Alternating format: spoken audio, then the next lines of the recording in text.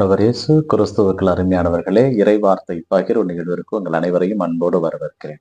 இன்று பொது காலத்தினுடைய 30வது வாரத்தில் வருகின்ற சனிக்கிழமையில் இருக்கின்றோம். நவம்பர் மாதம் 2ஆம் தேதி. பிரியமானவர்களே, தாயாம் திருச்சபை இன்று அனைத்து விசுவாசிகளுடைய நாளை கொண்டாட நமக்கு அழைப்பு விடுக்கிறது. கல்லறை திருநாளாக நாம் கொண்டாடுகின்றோம். பிரியமானவர்களே, இந்த கல்லறை திருவிழா நமக்கு சொல்லுகின்ற பாடம் என்ன? இயேசு கிறிஸ்துனுடைய வெற்று கல்லறை நமக்கு சொல்லிக் கொடுத்த பாடங்கள் அதிகம். அந்த கல்லறை மீட்பினுடைய கல்லறை, உயிர்ப்பினுடைய கல்லறை, வெற்றியினுடைய கல்லறை. அந்த கல்லறை தான் இன்று நம் முன்னோர்களை, நம் சகோதர சகோதரிகளை, நம்மை இழந்து சென்ற நண்பர்களை பற்றி தியானிக்க அழைப்பு விடுக்கிறது. இயேசு கிறிஸ்து கல்லறைக்கு சென்றார், 3ஆம் நாள் உயிரோடு எழுப்பப்பட்டார். அந்த நம்பிக்கை தான் இன்று நாம் இந்த கல்லறை திருவிழாவை கொண்டாடுகின்றோம். ஏனென்றால் 2 மக்கபேர் புத்தகத்திலே நாம் வாசிக்கலாம். யூதா தம் மக்களிடமிருந்து 6 கிலோ வெள்ளி சேகரித்து எருசலேமுக்கு பாவம் போக்கும் பலி ஒப்பு கொடுக்க அனுப்பி வைத்தார். அவர்கள் அந்த பலியை ஒப்பு கொடுத்தது இறந்தோர் அனைவரும் மீண்டுமாக உயிர்த்தெழுவார் என்ற நம்பிக்கையிலே. இதைதான் எசேக்கியேல் புத்தகத்திலே வாசிக்கலாம். உடைந்த எலும்புகள் அனைத்தும் உருவற்றி எழும். இவையெல்லாம் கல்லறை திருநாளுக்காக கொடுக்கப்பட்ட வார்த்தைகள். திருவழிபாடு புத்தகத்திலே இதோ இறந்தோர் அனைவரும், கடவுளோடு இணைந்தோர் அனைவரும் அவரோடு இணைக்க பெறுகிறார்கள் என்கின்ற வார்த்தை கொடுக்கப்பட்டிருக்கும். இவையெல்லாம் நாம் சிந்தித்து பார்க்கின்ற பொழுது இந்த கல்லறை திருநாள் ஆண்டவர் இயேசு கிறிஸ்துவை போல நம் முன்னோர்கள், நம் நண்பர்கள், நம் சகோதர சகோதரிகள், நம்மை விட்டு பிரிந்து சென்ற நமது பெற்றோர்களை நினைவுபடுத்துகிறது.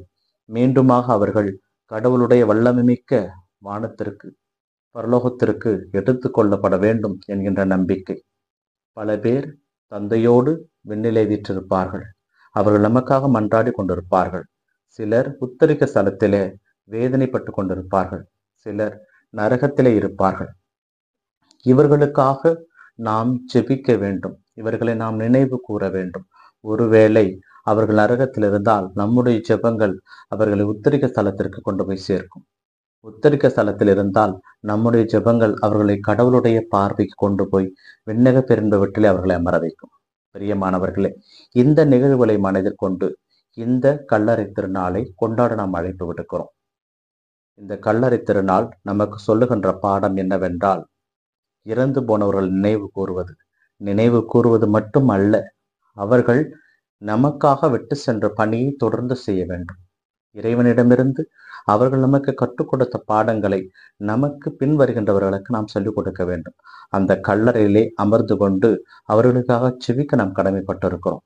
இன்றைய நாளிலே கல்லறைக்கு சென்று மாலை அணிவித்து, மெழுகு திரி எரிய வைத்து, சாம்பிராணி போட்டு அவர்களுக்கு பிடித்த உணவை கல்லறையிலே வைத்துவிட்டு எழுந்து வருவது அல்ல கல்லறை திருநாள். அவர்களுக்காக மன்றாடுவது.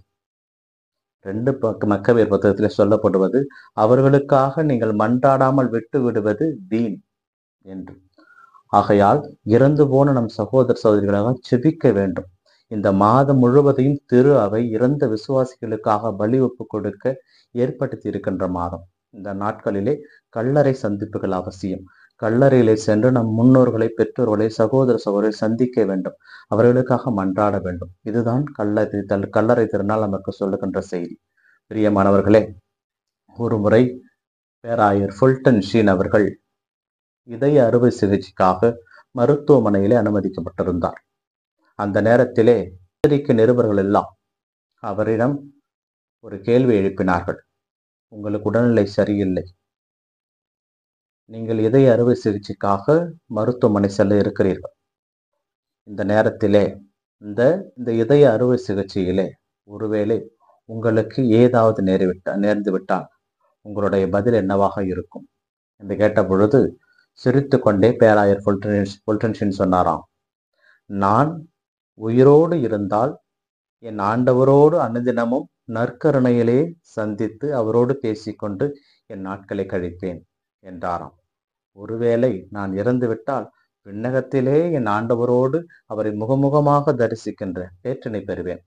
எனக்கு எதுவாய் இருந்தாலும் சந்தோஷம்தான். எங்கே இருந்தாலும் என் ஆண்டவரை தேடுவதே எனது நோக்கமாக இருக்கும் என்று பதிலளித்தாராம். பிரியமானவர்களே, இறந்து போனவர்கள் இங்கே இருந்தால் இறைவனை தேடி இருப்பார்கள், இல்லை என்றால் இறைவனுடைய அருகிலே அமர்ந்திருப்பார்கள். அவர்கள் அவரவர்கள் செய்த பாவங்கள் புண்ணியங்களுக்கு ஏற்ப விண்ணிலே அவர்களுக்குரியது கொடுக்கப்படும். ஒருவேளை அவைகள் கொடுக்கப்படவில்லை என்றால் நாம் அவர்களுக்காக ஜெபிக்க வேண்டியது நம்முடைய கடமையாக இருக்கிறது. இன்றைய முதல் வாசகத்திலே சாலமோனுடைய ஞானம் புத்தகத்திலே சொல்லப்படுகின்ற வார்த்தையும் இதுதான். நீங்கள் சிறிதளவு தண்டிக்கப்படுவீர்கள், அந்த தண்டனைக்கு ஏற்ப நீங்கள் ஆசி பெறுவீர்கள். பொன்னை புடமிடுவது போல உங்களை புடமிடுவார்கள், அது உங்களை இறைவனோடு கொண்டு போய் சேர்ப்பதற்கு உதவி செய்யும் என்று. இதைதான் நாம் திருவழிபாடு புத்தகம் 3வது இயலிலே 19வது இறை வார்த்தையிலே நாம் வாசிக்கலாம். எனக்கு பிரியமானவர்களை நான் கண்டித்து தண்டித்து திருத்துவேன், ஆக நீ ஆர்வமாய் மனமாறு என்ற வார்த்தை கொடுக்கப்பட்டிருக்கும். பிரியமானவர்களே, கடவுளுடைய தண்டனையை நாம் ஏற்றுக்கொண்டு இங்கேயே மனம் மாறினோம் என்றால் நாம் விண்ணக அருளை பெற முடியும். இல்லை என்றால் இடையிலே இந்த நரகம், இந்த உத்தரிக்க ஸ்தலம் நமக்கு இடையிலே போனஸாக பரிசாக கொடுக்கப்படும். அதனால் இந்த கல்லறை திருநாளிலே நம்முடைய முன்னோர்கள் நமக்கு கற்றுக் கொடுக்கின்ற பாடம் இதுதான். நான் இறைவனை மறந்து சென்றிருக்கிறேன், அந்த செயலை நீ செய்யாதே. ஒருவேளை இறைவனை விட்டு அகன்று சென்றிருக்கிறேன், அந்த செயலை நீ செய்யாதே. நீ இறைவனோடு ஒன்று திரு, அவருடைய ஆசீர்வாதங்களை பெற்று என்னையும் கடவுளோடு இணைத்து விடு என்கின்ற அந்த ஆன்மாக்களுடைய வார்த்தையை நமதாக்கி கொண்டு இறைவனுக்கு உரிய மக்களாக வாழ முயற்சி செய்வோம். இன்றைய நற்செய்தி வாசகம் அந்த செய்தி தான் சொல்லுகிறது. என்னிடம் வருபவர்களை நான் புறம்பே தள்ளுவது கிடையாது, அது என்னுடைய வேலையும் அல்ல.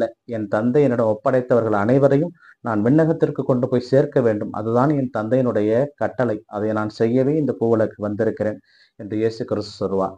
அவர்தான் தம்முடைய இரத்தத்தை நமக்கு விலையாக கொடுத்து நம்மை மீட்டு இருக்கிறார். நல்லவர் ஒருவருக்காக நாம் இறப்பது பயனுள்ளதாக இருக்கும். ஆனால் கடவுள் நாம் பாவியாக இருந்தும் நமக்காக மரித்திருக்கிறார். அப்படிப்பட்ட அந்த கடவுள் நம்மை மீண்டுமாக நரகத்திற்கு செல்ல அனுமதிக்க மாட்டார் என்ற மிகப்பெரிய நம்பிக்கையை புனித சின்னப்பர் எடுத்து கூறுகிறார். அந்த நம்பிக்கையிலே நாமும் வாழ்வோம். அந்த நம்பிக்கையில் நாம் வாழ வேண்டும் என்றால் இறைவனை முழுமையாக ஏற்றுக்கொண்டு ஏழை எளியவர்களுக்கு உதவி செய்வோம். கல்லறையிலே வெடி வெடித்து உண்ணாத உணவை கல்லறையிலே வைத்து வீணாக்குவதை விட அந்த உணவை இல்லாத ஒருவருக்கு கொடுத்து இறைவனுடைய அன்பை பெற்றுக்கொள்ள முயற்சி செய்வோம். இறைவன் இயேசு என்றென்றும் வாழ்த்து பெறுவாராக. இந்த நாள் உங்களுக்கு இனிய நாளாக அமையட்டும். ஆமேன்.